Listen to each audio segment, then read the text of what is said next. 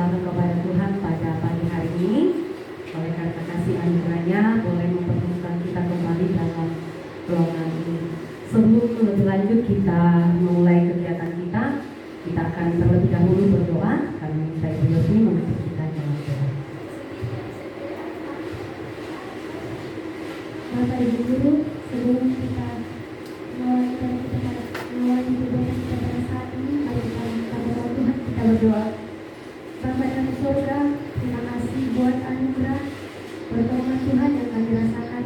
Terima kasih Tuhan pada saat ini kesempatan yang indah Tuhan berikan. Kami boleh berkumpulkan di tempat ini untuk mengawali setiap kegiatan proses yang Tuhan sudah rencanakan pada saat ini. Tuhan, pada saat ini kami berdoa buat Ibu Selvi Sarina sebagai narasumber kami pada saat ini Tuhan, yang akan membagikan setiap materi ataupun hal yang berkaitan dengan kebaikan sekolah tempat ini maupun itu proses mengajar kami dalam bersama siswa kami di tempat ini. Tuhan berkati kiranya Tuhan Engkau berikan hikmat dan pengetahuan sehingga dapat membagikan dan menceritakan hal-hal baik yang Tuhan inginkan terjadi tempat ini. Terima kasih Bapa buat hari ini, berdoa buat kami masing-masing. Kau juga berikan kesehatan, kekuatan sehingga Tuhan kami bisa mengikuti semuanya dari awal sampai selesai. Terima kasih Bapa buat hari ini. Kami menyerahkan setiap kegiatan kami, proses kami pada saat ini hanya di dalam nama Tuhan Yesus. Itulah Tuhan dan Juru Selamat kami yang hidup. Haleluya. Amin. Ya, terima kasih untuk Ibu Yosni. Oke, baik Bapak Ibu, hari ini saya berdiri di depan kalian ingin berbagi tentang budaya positif yang akan kita mulai terapkan di sekolah kita. Sekali lagi saya berdiri di depan Bapak Ibu, posisinya untuk berbagi kepada kita apa yang telah kami dapatkan dalam proses pendidikan guru penggerak, dan apa yang kami dapatkan ini kita akan usahakan kita terapkan di dalam kehidupan kita secara pribadi, bahkan di dalam sekolah kita, tempat kita melaksanakan tugas dan tanggung jawab yang Tuhan telah anugerahkan kepada kita. Ya, sekedar untuk memperkenalkan, ya, di sebelah kiri saya di gambar ini itu adalah Ibu Nova Muniaga. Saat ini ada di tengah-tengah kita sebagai pengajar praktik untuk saya secara pribadi selama proses pendidikan. Kemudian ada Ibu Hampiani sebagai fasilitator, dan saya sendiri sebagai calon guru penggerak angkatan 7 yang Bapak Ibu tahu bahwa kita sama-sama bekerja dan bertanggung jawab di sekolah ini. Garis besar kegiatan kita ada dua, yaitu berbagi pemahaman terhadap konsep-konsep kunci dalam modul budaya positif. Kemudian nanti saya akan menampilkan beberapa pengalaman dan pembelajaran yang telah saya terapkan di dalam kelas, dan nantinya harapan besar bahwa Bapak Ibu juga bisa menerapkannya dalam kelas. Adapun ruang lingkup dari budaya positif ini, pertama ada disiplin positif dan nilai kebajikan universal, ada teori motivasi, hukuman dan penghargaan, ada keyakinan kelas, ada kebutuhan dasar manusia dan dunia berkualitas, ada posisi kontrol, dan ada segitiga restitusi. Nanti kita akan bahas di sini satu persatu Bapak Ibu. Nah, sebelum kita lanjut, saya ingin bertanya dulu kepada Bapak Ibu. Yang pertama, apakah hukuman dapat mendisiplinkan anak? Apakah Bapak Ibu setuju? Hukuman bisa mendisiplinkan anak? Menjawab apa bisa mendisiplinkan anak? Bagaimana Bapak Ibu? Setuju atau tidak? Bisa untuk sementara. Oke. Ya, nanti seiring itu kita akan lihat. Kalau yang kedua, pemberian hukuman dalam hal positif seperti membaca atau membersihkan halaman sekolah dapat meningkatkan disiplin anak. Setuju atau tidak? Setuju ya, dari Pak Anies katakan setuju. Oke. Yang lain? Antara ya dan tidak, bisa ya, bisa tidak. Oke. Yang ketiga, memberi penghargaan dapat meningkatkan motivasi belajar anak. Bagaimana Bapak Ibu? Tidak. Oke. Ya, simpan kunci jawaban Bapak Ibu. Kita akan lihat apa sebelum kita lanjut, mari Bapak Ibu,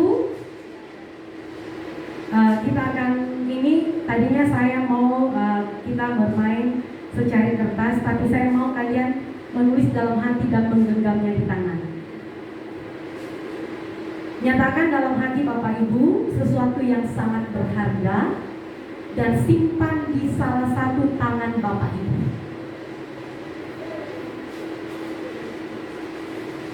Sudah? Oke, bisa berhadapan dengan kawannya. Wah, sayangnya Panis tidak ada temannya. Oke, simpan di tangannya. Silakan. Saya mau simpan simpan di tangannya sesuatu yang berharga itu. Oke, dan ya, Panis nanti kita sama-sama. Oke. Ya, Bu Jenny bisa di sini berpadanan dengan Pak Anies. Ya, jadi sesuatu yang berharga sudah disimpan dalam hatinya dan digenggam di tangannya. Bisa? Apa itu? Saya tidak perlu tahu, teman-temannya tidak perlu tahu. Oke, saya mau Ibu Yosmi dulu mau membuka genggaman tangannya Pak Toya. Sebaliknya begitu ya. Siapa? Pak Parengong dulu, Pak Samuel, ya, Pak Anies dengan Ibu Ida. Genggam dulu tangannya. Silakan Bapak Ibu. Sekuat tenaga dan silakan yang menjadi di depan pasangannya, silakan buka. Mau enggak dia buka? Mau enggak? Ayo. Bahan Pak. Parengong buka enggak? Ya, digenggam sesuatu yang berharga.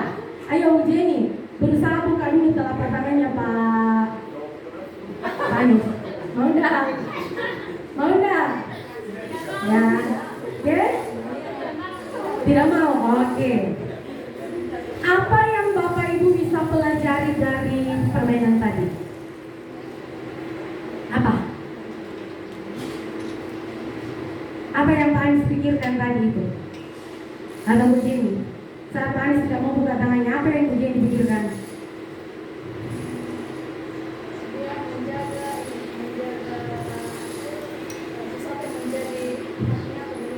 Oke, dia menggenggam ya, meskipun ecip aja kok Pak Anies. Ya, tidak bisa. Kalau dari Bila tadi dibuka apa ditutup? Terbuka. Bisa memberikan alasan? Karena saya berhak memberikan sesuatu kepada teman saya. Oke, luar biasa. Mari Bapak Ibu kita lihat. Kita akan melihat paradigma tentang teori kontrol yang disampaikan oleh Bapak Dr. William Glasser. Kita sebagai seorang pendidik memiliki ilusi atau pemikiran bahwa kita bisa mengontrol murid. Padahal murid itu tidak bisa dikontrol. Mereka punya hak sendiri. Kemudian yang kedua, kita berpikiran bahwa kritik membuat orang bersalah dapat menguatkan karakter. Itu di pemikiran kita Bapak Ibu. Tapi ternyata apa? Yang bisa mengontrol kita adalah diri sendiri. Tidak ada satupun. Kemudian, ilusi bahwa semua penguatan positif efektif dan bermanfaat untuk apa? Ya. Meskipun setiap hari Bapak Ibu katakan, ya, kamu ketika ini, meskipun kalau kamu terlambat akan ada ini, tidak bisa, karena tidak ada yang bisa mengontrol. Itu bergantung kalian, Bapak Ibu. Kemudian ilusi bahwa orang dewasa memiliki hak untuk memaksa maaf. Ini naik ya, dia lari ke atas ya. Ini materinya. Kita berpikir bahwa saya guru, saya memiliki hak besar di dalam kelas untuk mengontrol murid. Tidak bisa. Itu ilusi kita Bapak Ibu. Karena apa? Yang memiliki kontrol adalah diri kita sendiri. Seberapa kuat sekolah membuat peraturan, seberapa kuat kita membuat peraturan di dalam kelas, yang bisa mengontrol adalah diri kita sendiri. Ini ada perubahan paradigma dan stimulus respon. Bisakah kita mengontrol seseorang? Kita mencoba mengubah orang agar berpandangan sama dengan kita. Di teori kontrol Bapak Ibu, kita berusaha memahami orang lain tentang dunia dan saudara. Perilaku buruk dilihat sebagai suatu kesalahan. Bagaimana situasi kelas Bapak Ibu? Situasi kelas kita unik ya. Unik ya. Ada yang cerita, ada yang sukanya izin, ada yang sukanya buat kegaduhan. Bahkan kita sebagai Bapak Ibu guru juga memiliki sesuatu yang unik. Tapi siapa yang mengontrol? Biar 1000 peraturan yang dibuat, hanya kita yang bisa mengontrol diri kita. Jadi orang lain tidak bisa Bapak Ibu. Tergantung kesadaran Bapak Ibu, posisi kita ada di mana. Ada beberapa Bapak Ibu yang sudah jadi orang tua, bahkan ada yang menjadi seorang anak. Di rumah kita pun ada sebuah kesepakatan yang kita buat dengan orang tua. Yang anak-anak muda, ya pasti katakan orang tua yang katakan jam 7 malam ya, kau sudah harus di rumah karena kau perempuan. Yang bisa mengontrol itu siapa? Orang tua kita ada di mana, kita ada di mana. Yang bisa mengontrol adalah diri kita sendiri. Nah Bapak Ibu, apa itu budaya positif? Ada yang bisa berbagi apa itu budaya positif?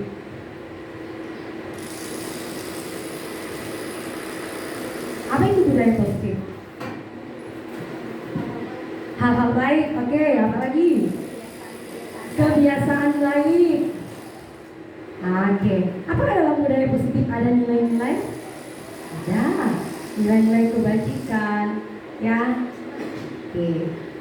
Makna budaya positif dan contoh penerapan yang telah kita lihat adalah nilai-nilai dan kebiasaan-kebiasaan di sekolah yang berpihak pada peserta didik agar mereka dapat berkembang menjadi pribadi yang kritis, penuh hormat, dan bertanggung jawab. Kita tekankan di sini Bapak Ibu, berpihak pada peserta didik. Kalau kita mau kontekskan ini Bapak Ibu, bisa kita katakan tanggalkan ego kita sebagai Bapak dan Ibu. Semua orang punya tanggung jawab, semua orang punya kesibukan, tetapi ketika kita memberi diri untuk sebagai seorang guru, maka di dalam sekolah kita menegakkan budaya positif yang berpihak pada peserta didik, apapun itu. Nah, ketika kita berbicara tentang disiplin, pemikiran kita adalah hubungan. Disiplin adalah sesuatu yang dilakukan untuk mendapatkan kepatuhan. Di sini Bapak Ibu yang kami dapatkan yang mengubah paradigma kami sebagai anggota calon guru penggerak, ternyata disiplin itu adalah belajar, bukan sesuatu yang dilakukan untuk mendapatkan kepatuhan. Dengan kata lain, seorang yang memiliki disiplin berarti mereka bertanggung jawab terhadap apa yang dilakukan karena mereka mendasarkan tindakan mereka pada nilai-nilai kebajikan diri bersama. Apa nilai-nilai kebajikan diri bersama? Nanti kita lihat Bapak Ibu.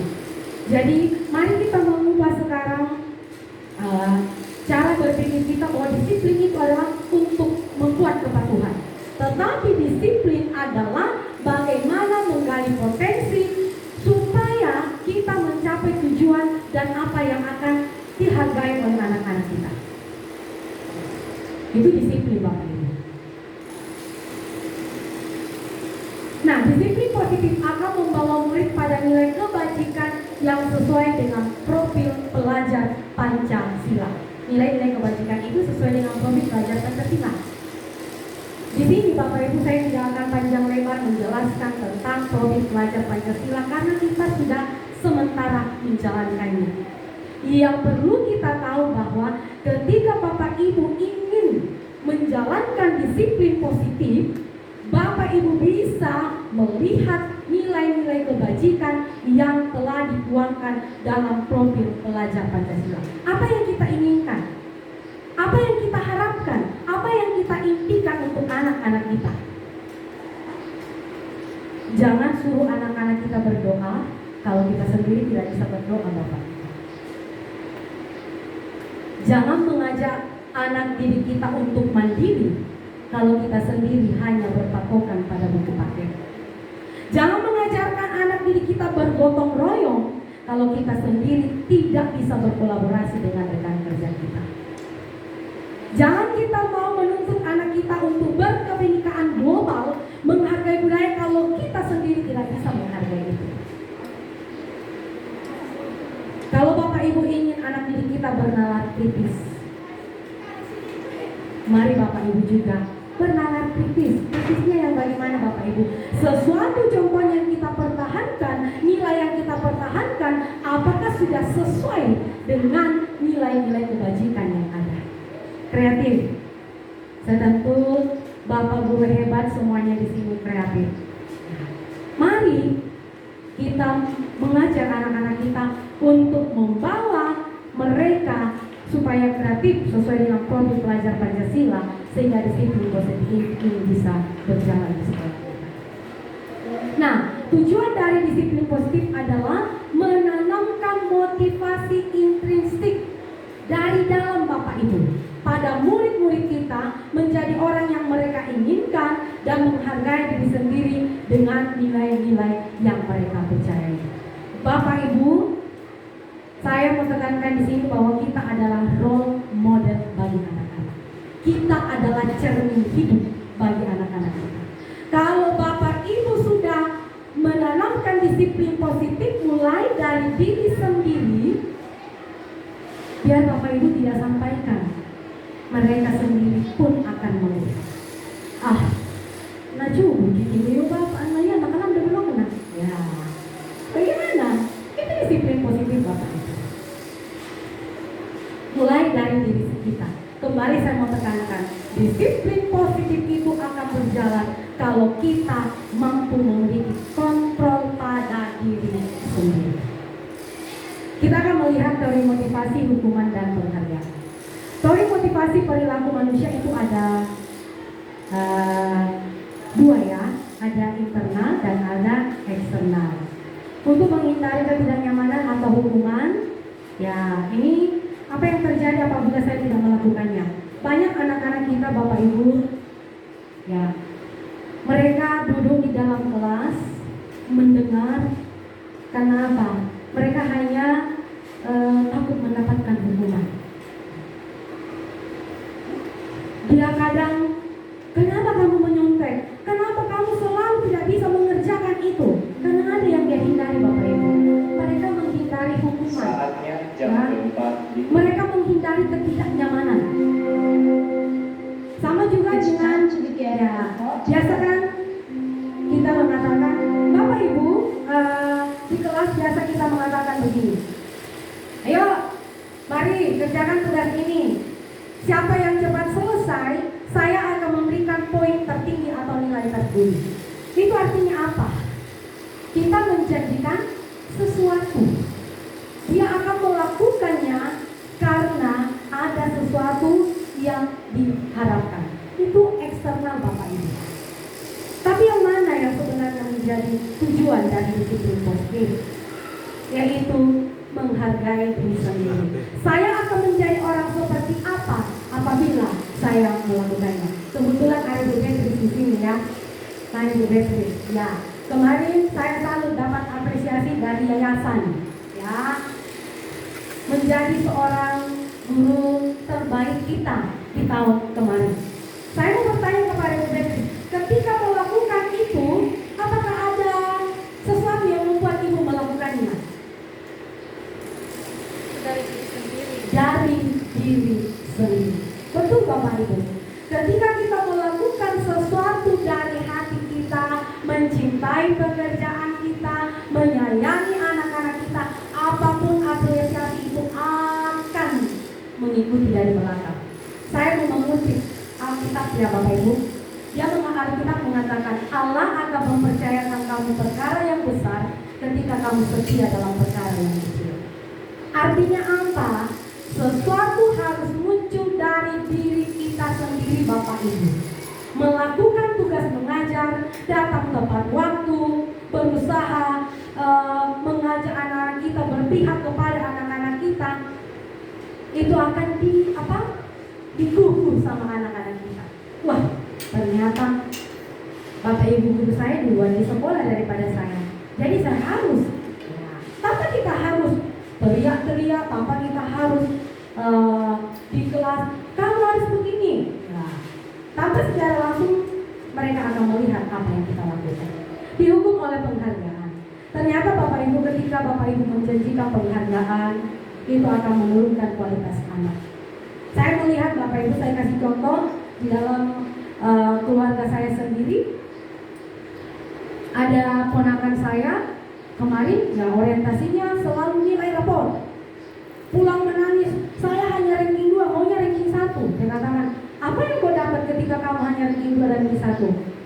Di pemikiranmu ada ilmu yang kamu dapat? Iya. Mana yang lebih penting, nilai atau isi otak? Ya. Memang kita tahu bahwa nilai itu penting. Tetapi ketika Bapak Ibu akan memberikan penghargaan, kualitas itu akan menurun. Saya kasih contoh anak saya yang kecil. Nanti kita beli es krim, dia hanya akan kerjakan itu karena tujuannya es krim, bukan karena tujuannya ingin tahu apa yang dia mau kerjakan. Penghargaan bisa mematikan kreativitas. Buktinya apa? Contek saja dari Google deh. Nyontek saja punya teman. Yang penting dapat.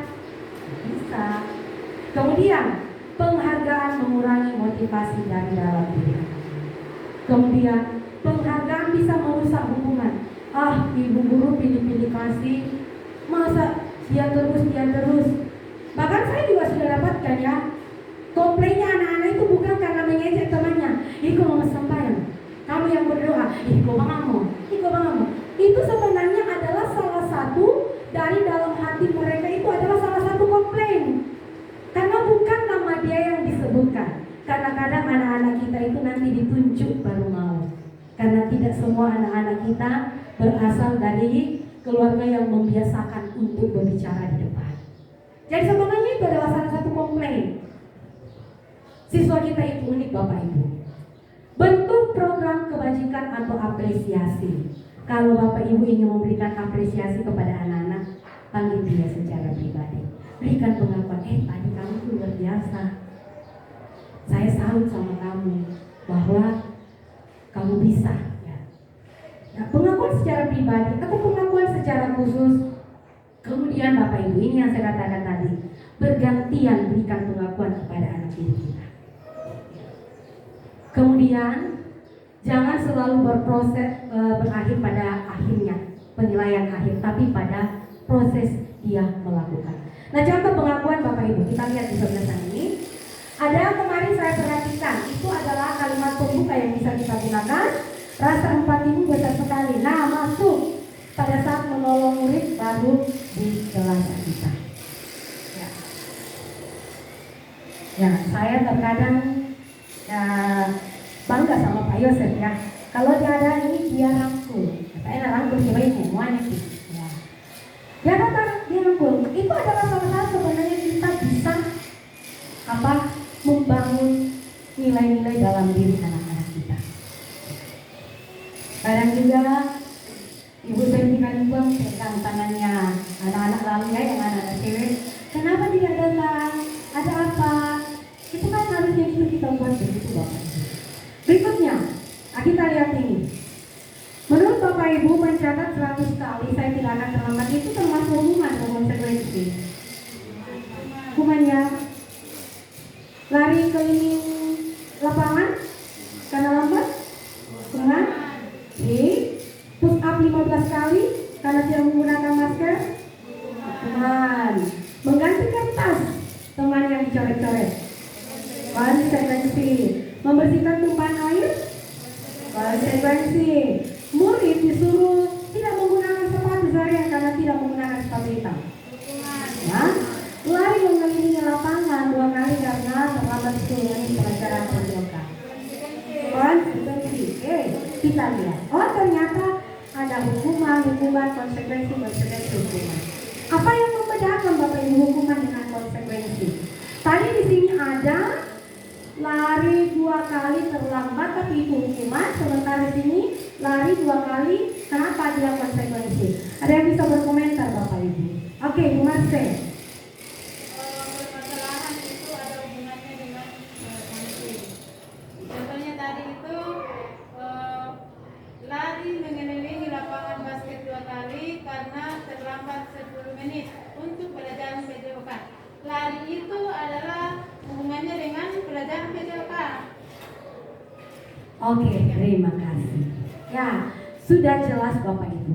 Ketika kita ingin menerapkan sebuah konsekuensi, itu harus ada hubungannya dengan proses pembelajaran kita. Saya mau bertanya kepada Bapak Ibu. Ketika anak-anak melakukan kesalahan dalam kelas, suruh berdiri sampai jam terakhir, apa itu hukuman atau konsekuensi? Hukumannya. Kalau contohnya dia terlambat datang dan kita memberikan dia pelayanan pada hari pembelajaran, hukuman atau konsekuensi? Konsekuensi ya. Jadi Bapak Ibu sudah tahu perbedaan hukuman dan konsekuensi. Nah, perbedaan ini ya saya tidak akan panjang lebar menjelaskan di sini, tapi yang pastinya dari pertanyaan saya yang terakhir, 2 terakhir itu sudah bisa menjelaskan bahwa Bapak Ibu telah paham yang mana hukuman, yang mana konsekuensi. Ya, di sini saya tuliskan saja, sesuatu yang menyakitkan harus terjadi itu hukuman. Tapi kalau dalam konsekuensi, sesuatu harus terjadi. Ya. Hukuman itu Bapak Ibu diberikan secara tiba-tiba, sementara konsekuensi kita telah bicarakan terlebih dahulu. Oke ya, wis. Kami ini si Intan terlambat. Apa kesepakatan kita? Kayaknya ya Bu, nanti saya tinggal Bu. Oke, itu berarti ya. Jadi hukuman juga bisa menimbulkan atau membuat anak-anak akan menyimpan di dalam hati Bapak Ibu. Ya, itu akan membuat mereka akan jangka panjangnya rasa dendam. Saya ingat sekali Bapak Ibu, dan hari ini saya tertampar dengan apa yang saya lakukan di beberapa waktu lalu. Dan bersyukur anak ini sudah menjadi seorang hamba Tuhan. Ya, namanya Marcel, dan awalnya kayak Pak Yosef Lalu. Karena saya memang baru masuk mengajar, karena dia selalu ganggu, saya pengakuan dosa di hadapan Tuhan waktu itu ya. Saya ambil penghapus, saya lempar dia. Sampai hari ini Bapak Ibu, ketika saya ketemu Ibu, masih ingat Ibu lempar saya, itu tamparan bagi saya. Bahwa mereka mengingat apa yang kita pernah lakukan ke mereka. Ya, saya katakan, oke, saya minta maaf. Apa yang sudah saya lakukan di waktu lalu. Ada nggak sisi positif negatif yang kamu dapatkan? Bu, saya juga tidak akan jadi orang, tapi masih tersimpan sampai hari ini. Oke, mereka bisa berhasil. Tapi ketika melihat kita, inilah Bapak inilah ini, itu akan tersimpan dalam memori mereka. Jadi mari sekarang kita bisa menjalankannya dengan menerapkan konsekuensi di kelas kita. Apa itu restitusi Bapak Ibu? Dalam kondisi itu, restitusi adalah proses menciptakan kondisi bagi murid untuk memperbaiki kesalahan. Restitusi merupakan proses kolaboratif mengajarkan murid mencari solusi atas apa yang mereka lakukan. Sekali lagi Bapak Ibu, posisi kita hanya menuntun mereka. Jika mereka melakukan kesalahan, tugas kita hanya menuntun mereka. Sekali lagi, teori kontrol bukan kita yang bisa mengontrol mereka. Tugas kita hanya sebagai menuntun. Ya. Jadi yang tadi itu Bapak Ibu kita bisa lakukan dengan proses restitusi, sehingga dari situ kita bisa melihat apa yang bisa kita lakukan terhadap anak-anak kita. Hukuman sesuatu yang menyakitkan terjadi, konsekuensi sesuatu yang terjadi, restitusi adalah pilihan. Jadi Bapak Ibu, ketika menghadapi anak-anak kita, tuntun mereka, ya, lakukan pendekatan yang baik kepada anak-anak kita. Ya, ingat ya, saya mau langsung ke bawah sini. Di hukuman itu Bapak Ibu, murid atau anak membenci peraturan. Saya mau bertanya ke Bapak Ibu, apakah Bapak Ibu sama dengan anak didik kita? Sama, pasti sama.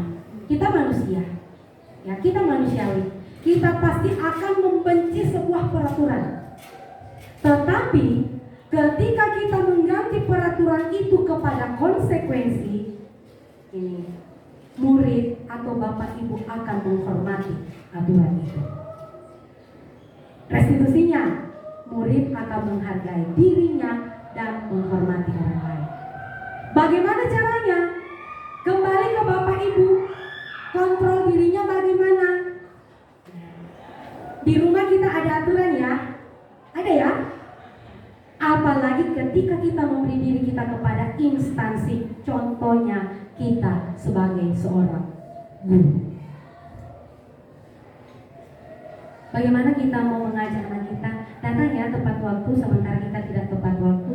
Jangan ya, sengke-sengke bang kalau kesenam sementara kita materi-materi yang muka. Tak bisa.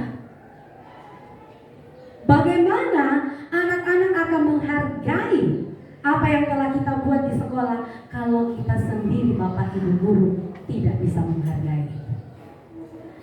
Nah, ada 9 ciri-ciri restitusi. Ini bukan untuk menebus kesalahan, tapi belajar dari kesalahan. Semua kita pernah salah bapak ibu? Pernah ya. Tapi apakah kita mau terus bersembunyi di balik kesalahan itu? Tidak. Tentunya kita akan belajar dari kesalahan. Akan sangat fatal bapak ibu. Kadang saya sampaikan ke anak-anak di kelas, fatal loh anak-anak kalau kalian selalu jatuh di lubang yang sama. Apa bedanya dengan kita bapak ibu? Restitusi itu memperbaiki hubungan, bukan merenggangkan hubungan. Jadi nakut toh, jangan sampai anak didik kita, Pak, toyo tangan ayo. Ya jangan. Nah kemudian restitusi itu tawaran, bukan memaksa bapak ibu.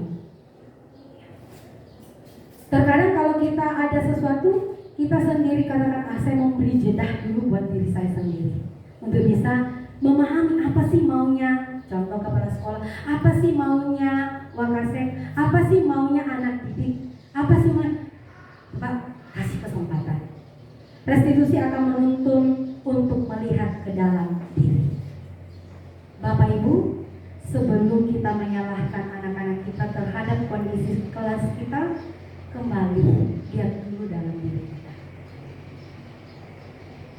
Kemudian mencari kebutuhan, kemudian cari yang baik, fokus pada karakter bukan pada tindakan. Benar nggak Bapak Ibu anak-anak kita itu tidak bodoh? Benar nggak? Setuju nggak? Ya, setuju nggak? Anak kita itu unik ya, unik. Ya. Kemudian fokus pada solusi, kemudian nanti setelah kita lakukan itu mengembalikan murid yang berbuat salah pada kelompoknya. Jangan Bapak Ibu yang justru jadi istilahnya apa ini ya, kompor meludutnya ya. Tapi kita ya, bagaimana supaya anak-anak ini bisa kembali bergaul dengan temannya. Nah, dari semua yang kita bicarakan tadi Bapak Ibu, itu kita bisa buat dalam keyakinan kelas. Ya. Keyakinan kelas adalah sesuatu yang diyakini bersama berasal dari penyatuan pikiran. Nilai-nilai kebajikan universal dilakukan bersama, terbentuk motivasi intrinsik, terlepas dari latar belakang, suku, agama, ras dan golongan. Bapak Ibu di sini saya tidak akan panjang lebar karena Bapak Ibu sudah lakukan di kelas. Ya, Bapak Ibu sudah lakukan bahwa keyakinan kelas kita buat bersama dengan anak didik kita. Itu dibuat dari mana? Itu asalnya sebenarnya dari peraturan kelas. Kalau kita katakan keyakinan sekolah bisa ya, dari peraturan sekolah. Kemudian itu kita buat menjadi keyakinan. Dan setelah anak-anak kita bisa melakukan, meyakini bahwa bisa melakukan itu, maka akan terciptalah lingkungan positif.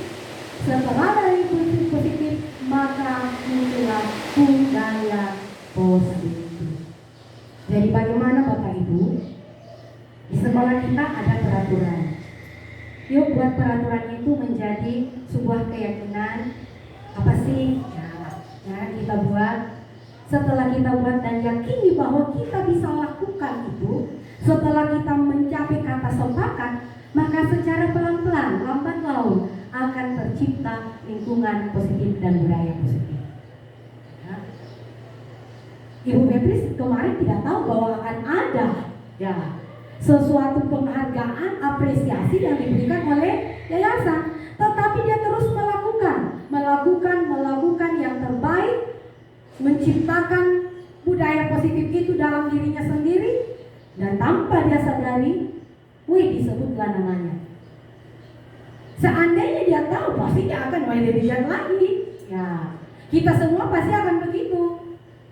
Itu secara manusiawi. Tetapi untuk menciptakan budaya positif itu, Bapak Ibu, dimulai dari diri kita sendiri. Nah, saya mau bertanya kepada Bapak Ibu sekali lagi, bagaimana situasi kelas Bapak Ibu yang Bapak Ibu ajarkan? Apakah semuanya diam, duduk, dan mendengar? Tidak.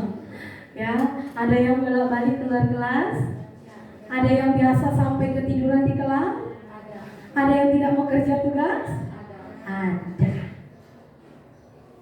Bagaimana Bapak Ibu menghadapi itu? Lelah, lemas, puyeng menghadapi mereka bagaimana? Bapak Ibu, mari kita pahami tentang kebutuhan dasar manusia. Setiap kita memiliki kebutuhan. Ya. Perhatikan, saya mulai dari sini. Ya, ini kasih sayang dan rasa diterima. Kalau ada anak-anak kita di dalam kelas maunya ribut terus, ganggu temannya, coba lihat, mungkin ini kebutuhannya dia mau diperhatikan. Ya, terkadang ada anak didik kita, anak-anak yang dari rumah itu, anak-anak kita itu yang memang haus perhatian. Ada anak-anak kita yang broken home, ada yang sudah tidak ada mama bapaknya dan sebagainya. Ketika dia datang di sekolah, maunya itu temannya jadi pusat perhatiannya, maunya gurunya dia yang diperhatikan. Coba lihat kebutuhan dia. Penguasaan, ya, penguasaan dia bagaimana? Kebebasan dia, kadang dia ingin berekspresi tapi kita menutup kreativitas dia. Ya, kita lihat kesenangannya. Makanya Bapak Ibu, ketika kita melihat, waduh ini, kenapa sih buat ice cream di kelas kita? Buat mereka senang dulu. Penuhi dulu kebutuhan mereka. Mungkin ada yang katakan, wah kalau ini terus yang kita lakukan di kelas, kapan kita belajarnya? Bapak Ibu, ketika anak-anak kita dipenuhi kebutuhannya, secara tidak langsung dari dalam hatinya sendiri dia akan mulai belajar. Tapi ketika kebutuhannya tidak mau atau tidak kita penuhi, Bapak Ibu, itu akan berlanjut terus. Nah, kita akan lihat 5 posisi kontrol guru.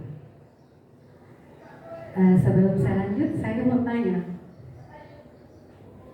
posisi kalian ada di mana? Penghukumkah? Pembuat rasa bersalahkah? Temankah? Pemantau atau manajer? Membuat rasa bersalah. Siapa yang biasa masih memberikan hukuman? Cubit-cubit telinga. Masih? Pak Anies, masih suruh push up pada sekolah kalau terlambat? Oh tidak, nih sekarang. Dulu Pak ya. Oke. Ya. Oke. Adakah yang sebagai seorang teman? Ada. Ya? Ada.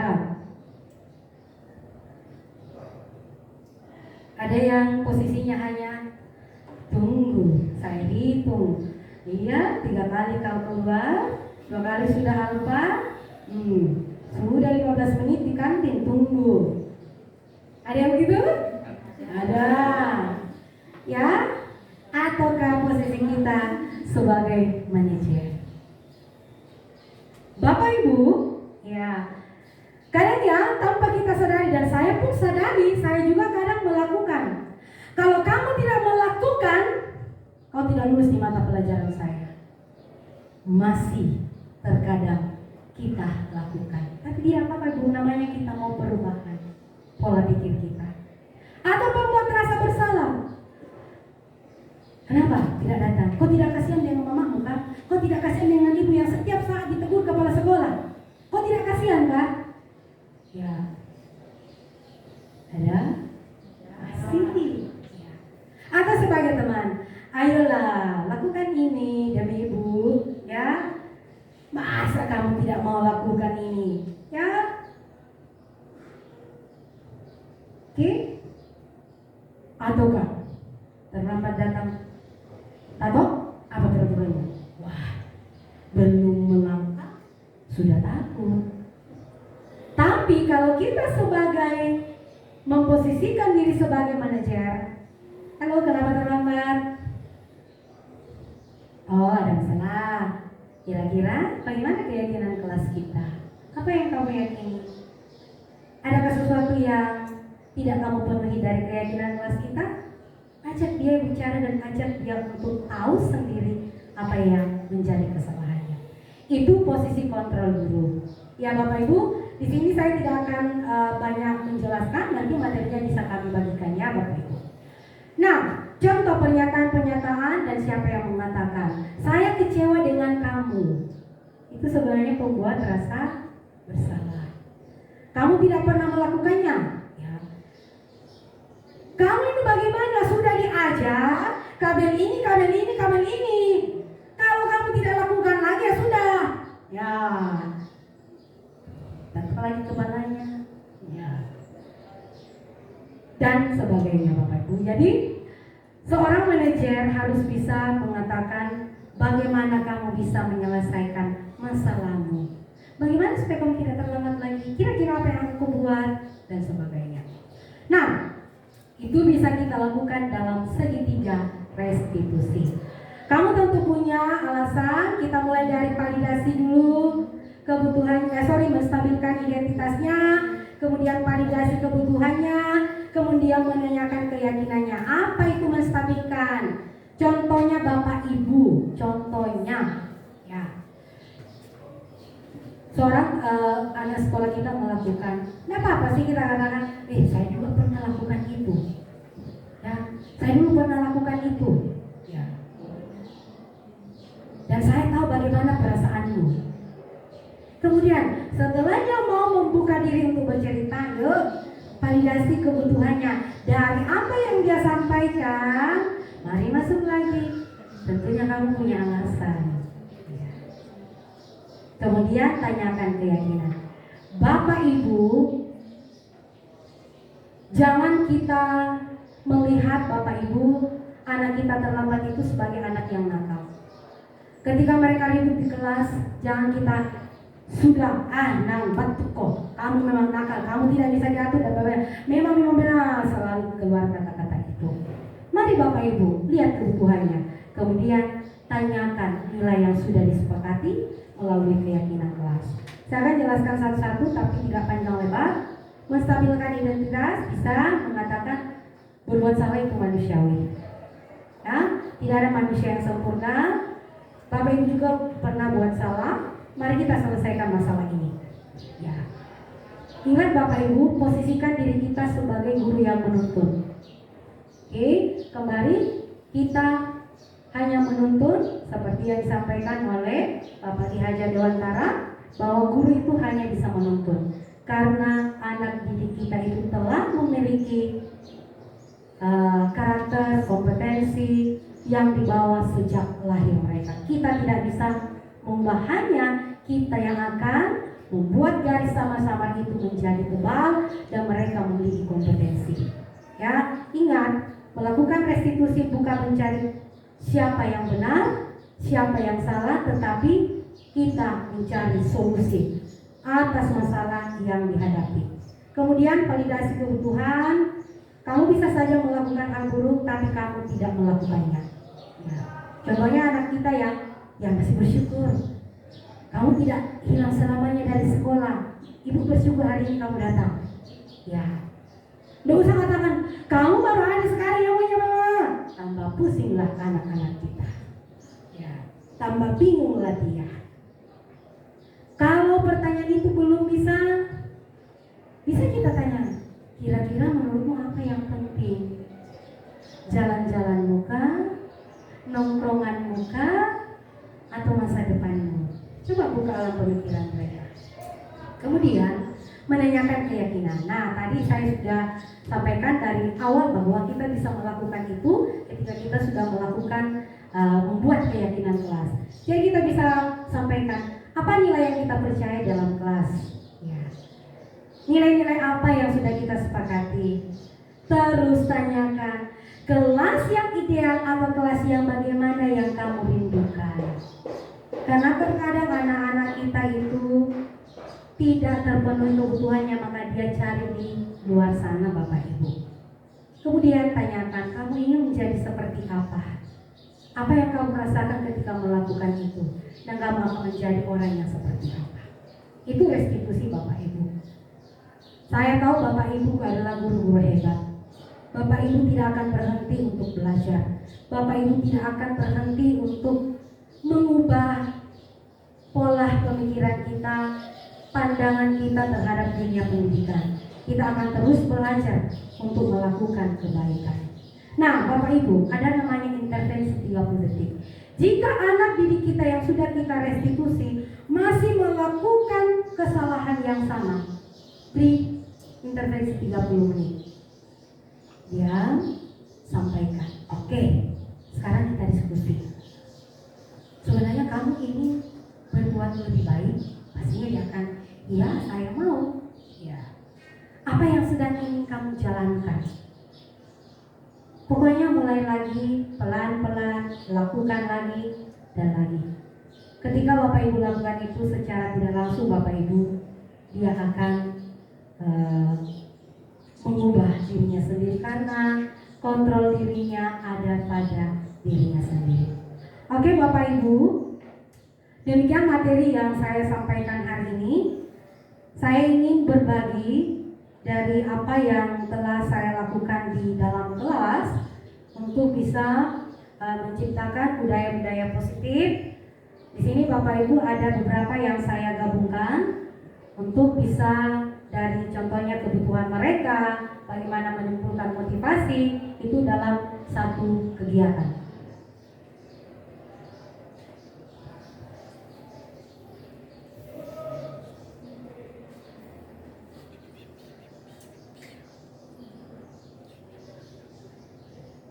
Ya, tadi saya katakan membiasakan saat teduh sebelum belajar dan berdoa, dan sesudah belajar Bapak Ibu, karena kebetulan memang saya belajar agama, tapi dasar dari segala sesuatunya adalah di agama kita.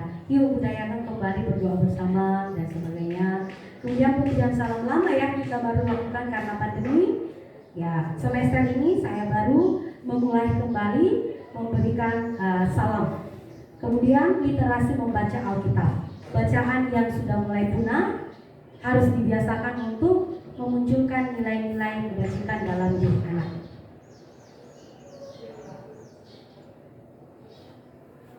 Kemudian melibatkan anak didik kita dalam ibadah, bahkan Bapak Ibu dalam Jumat bersih, kita dulu yang turun tangan supaya anak didik kita lihat. Ini pembuatan keyakinan kelas yang saya lakukan di semester kemarin Bapak Ibu ya. Yang saya lakukan di semester kemarin, ini yang sudah jadi. Jadi di semester ini saya hanya melakukan penguatan kembali di dalam kelas tentang keyakinan kelas yang telah kami buat bersama di semester lalu. Jadi kami kembali diberikan penguatan di semester ini. Ya, menciptakan pembelajaran berpihak pada murid. Ada di sini kebutuhan, memenuhi kebutuhan mereka, dan juga supaya muncul sendiri motivasi dalam diri mereka. Ini yang saya lakukan Bapak Ibu di dalam kelas, bagaimana menciptakan kondisi kelas sehingga mereka bisa belajar dengan senang di dalam kelas. Ini kemarin saya menggunakan semester di kelas 3 baru-baru semester minggu kemarin menggunakan word wall karena anak kelas 3 kita tahu bahwa mereka adalah pertama ya menghadapi pandemi, jadi tidak banyak yang mereka bisa lakukan dalam proses pembelajaran tatap muka. Kalau ini saya mencoba semester ini baru semester ini membuat materi agama dalam bentuk proyek. Jadi saya membagi mereka di dalam beberapa kelompok. Ini sebenarnya ada kesalahan teknis, harusnya ini video, tapi ternyata anak-anak ambilnya foto. Jadi hanya ini yang bisa saya ambil ketika mereka terlambat dan tidak menggunakan seragam sesuai aturan. Ini restitusi yang sempat kami lakukan kemarin.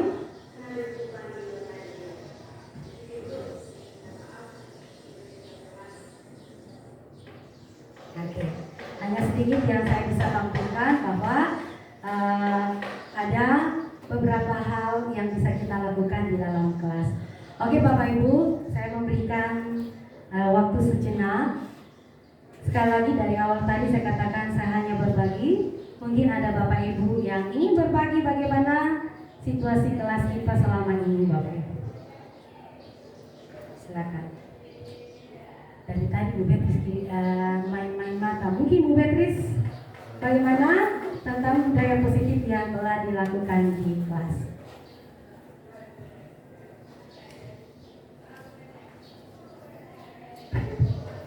Terima kasih. Terima kasih atas kesempatan yang diberikan kepada saya. Nama saya Beatrice Tarasak.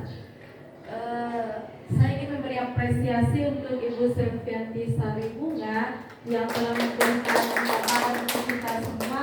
Sangat luar biasa sekali pemaparannya. Dan sekaitan dengan materi budaya positif tadi, bahwa namanya budaya berarti kebiasaan yang kita harus lakukan secara terus-menerus. Nah, untuk penerapan tadi dari dokumentasi yang diperlihatkan sama Ibu Selvi, saya sangat kagum sekali melihat, dan dari foto-foto yang sudah ditampilkan tadi, bahkan ada video tadi yang ditampilkan, sangat luar biasa sekali bahwa penerapannya di sekolah ini Ibu Selvi sudah lakukan, bahkan banyak di antara kita yang sudah melakukannya semua. Nah, hanya untuk kedepannya, kalau menurut saya kita harus lakukan secara terus-menerus agar betul-betul tercipta bahwa budaya positif ini sudah terlaksana di sekolah. Nah, satu hal yang paling kecil saja kita lakukan, yaitu mengingatkan anak-anak kita terus mengenai keyakinan kelas. Itu hal paling kecil saja. Jadi setiap kali kita masuk dalam kelas, setidaknya kita memberikan penguatan atau mengingatkan kembali kepada anak-anak kita mengenai budaya positif. Itu saja dari saya. Terima kasih. Terima kasih luar biasa Bu Beatrice ya atas berbagi budaya positifnya. Jadi benar Bapak Ibu bahwa hal kecil yang kita bisa lakukan itu bisa berdampak lebih besar kepada anak didik kita. Dan berkali-kali wakasek kita kurikulum selalu menyampaikan bahwa mulai saja dulu. Hal terkecil kita adalah dari diri kita, kemudian keyakinan kelas ketika kita masuk di dalam kelas. Ya, saya kira masih ada dari Ibu Selvi Kalibuan, disilakan.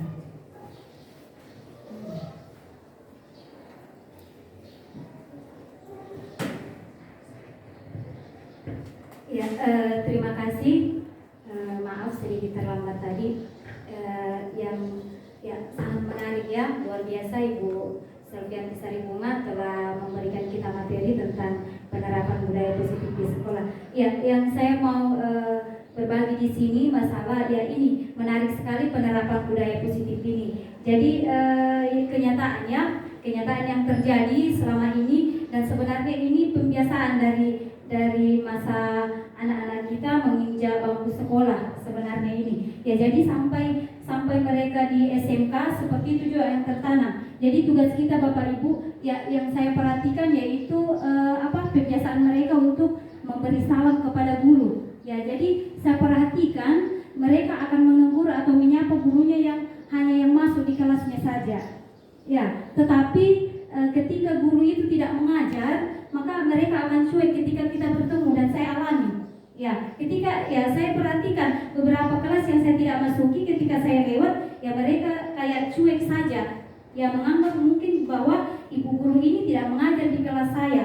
Ya, itu yang pertama. Jadi mari kita Bapak Ibu ya menekankan kepada anak-anak didik kita di kelas bagaimana mereka supaya bahwa dalam satu sekolah itu adalah Bapak Ibu guru mereka semua. Karena mereka kayak seperti dari TK, dari SD, bahwa itulah gurunya yang masuk di kelas itu saja yang bisa dikasih salam. Satpam mereka tidak ucapkan salam. Nah, itu sebenarnya kan harus memang bahwa walaupun mereka hanya berdiri di pos, tapi itulah mereka juga harus hargai ya Bapak Ibu gurunya di sekolah, petugas kebersihan. Ya, saya sudah beberapa kali menekankan di kelas-kelas yang saya masuki bahwa baik petugas keamanan, kebersihan di sekolah itu Bapak Ibu guru kalian di sekolah. Kalian harus mengucapkan salam, jangan dianggap remeh. Ya dia cuma satpam, dia cuma antar minuman. Ya, ini ibu guru saya yang masuk di kelasku ini Pak Guru. Jadi ya ini yang sangat miris ya Bapak Ibu. Ya sampai saat ini anak-anak didik kita ya hanya menganggap bahwa yang saya mau hormati itu guru yang mengajar saya di kelas. Itu, terima kasih. Luar biasa Ibu Selvi Kalibuang. Saya tertarik dengan apa yang disampaikan bahwa bagaimana kita mengajarkan anak-anak kita. Ya kembali lagi kepada Bapak Ibu. Kembali ke diri kita sendiri. Bagaimana supaya anak-anak itu mengangkat kita juga gurunya. Jangan juga Bapak Ibu lewat karena kelas itu tidak diajar ya, kita lewat saja. Ya, tidak akan menurunkan harga diri kita Bapak Ibu kalau kita yang menyapa mereka di luar. Ya, itu dia. Jadi mulai dari diri kita sendiri, bahwa yang bisa mengontrol kita adalah diri kita sendiri. Ketika kita bisa mengontrol diri kita sendiri, apapun yang telah kita sepakati bersama, kita bisa lakukan, dan itu bisa menjadi budaya positif di sekolah kita. Oke, Bapak Ibu, terima kasih untuk waktunya hari ini. Saya boleh berbagi tentang budaya positif kepada Bapak Ibu. Harapan besar kami bahwa kami bersyukur bahwa mungkin kami angkatan kedua di SMK Pelangi yang boleh diberikan kesempatan, meskipun ini tugas kami sebagai calon guru penggerak, tapi setelah memahami, setelah kami belajar, betul-betul kesempatan kami ditantang untuk berdiri di hadapan kalian untuk berbagi. Dan memang benar bahwa budaya positif ini sangat penting kita terapkan di dalam sekolah kita. Terima kasih untuk kesempatannya, dan sebelum kita tutup, saya akan memberikan kesempatan kepada Ibu Nova sebagai pengajar terakhir saya untuk memberikan penguatan. Pada Ibu, silakan. Shalom, selamat siang. Ya, tentu kita bersyukur pada Tuhan karena Tuhan itu baik. Di antara Bapak Ibu, bukan berarti Bapak Ibu bukan guru terhebat. Bapak Ibu di sini adalah semua guru yang terhebat dan terpilih di antara beribu-ribu masyarakat, hanya beberapa yang bisa mengajar di tempat ini. Berarti terhebat ya. Dan pada saat ini CDP Ibu Selviana Seribunga sudah membawakan aksi nyatanya salah satu tugas yang harus diunggah ya. Dan sebagai PP, saya selalu mengingatkan mereka selesaikan tugas, karena saya PP yang lain. Saya bisa melihat di mana CDP saya ini membaca atau tidak, memberikan masukan atau tidak. Tetapi pada saat di udara, saya akan diam. Bagaimana Bu? Walaupun mereka datang, saya tidak akan bicara kalau bukan hasil yang memberikan, karena itu bukan porsi kami. Yang menjadi satu semangat, tetap semangat ya Bu, luar biasa presentasinya hari ini. Dan saya yakin dan percaya walaupun Bapak Ibu belum guru penggerak ya, tapi yes the best. Tapi mohon kita mengikuti lebih ke depan lagi ya, apa yang dimimpikan oleh pemerintah kita, terlebih di ranah pendidikan, terlebih Bapak Pengajar Dewantara, bahwa kita harus benar-benar menjadi penuntun. Jangan bermental blok, saya ini sudah tua, kamu itu harus ikut saya. Apa kamu baru kemarin jadi guru? Lepaskan mental blok itu, mindsetkan kita. Mari kita mimpikan murid kita. Sebentar ada diskusi bagaimana memimpikan untuk anak-anak kita keluaran nanti. Nah, ketika bertemu dengan Ibu Selvi, bukan lari, tetapi datang berterima kasih. Ibu ingat saya, dulu Ibu pernah hukum saya, tapi ternyata hukumannya itu ada hukum yang merupakan. Ada yang memang pecu, dendam, tapi itulah anak-anak kita berbeda-beda. Tetapi sebagai seorang guru harus punya hati. Kalau tidak punya kasih sayang, jangan jadi guru. Pergi ke bisnis. Oh? masih gadaikan jadi rentenir, ya seperti itu. Tapi kalau mau jadi guru harus berani menyisipkan semua murid-murid dalam hati kita. Tongan, Bapak. Ya. Jadi kami memberi motivasi kepada Bapak Ibu guru yang belum sempat mendaftarlah pada program CDP. Bukan berarti mau jadi kepala sekolah, bukan. Tetapi disitulah kita belajar dan kita juga bersyukur dengan adanya CGP kita juga bisa lebih menambahkan apa yang harus kita dapatkan untuk lebih ke depan, bagaimana menjadikan anak-anak ini memang benar-benar anak yang akan kita tuntun, bukan anak yang kita akan atur mereka, tetapi mereka akan kita mimpikan menjadi anak-anak yang luar biasa, yang bisa membawa nama keluarga, nama masyarakat, nama jemaat, terlebih nama bangsa Indonesia, terlebih disiapkan di dalam kerajaan surga. Terima kasih. Terima kasih kepada Ibu Nova mengakhiri kegiatan hari ini dengan bersyukur kepada Tuhan bahwa Tuhan memberikan kekuatan, dan terima kasih kepada Bapak Ibu. Diberikan kesempatan kepada Bapak Novianto. Bapak Novi pimpin kita di dalam doa selesai pertemuan kita hari ini. Mari kita Tuhan, terima kasih atas waktu yang Kau berikan. Ada banyak pelajaran yang kami terima dalam kegiatan evangelisasi yang telah dilaksanakan pada hari ini. Kiranya apa yang kami terima pada hari ini boleh kami pelajari, boleh kami terapkan dalam setiap pekerjaan, setiap aktivitas kami dalam lingkungan sekolah, baik itu di rumah. Ya Tuhan, pada saat ini kegiatan yang sudah berakhir, tetap sertai kami dalam aktivitas kami ke depan hingga selesainya proses pembelajaran nanti. Dengan doa kami dalam nama Tuhan Yesus, Tuhan dari Tuhan. Amin.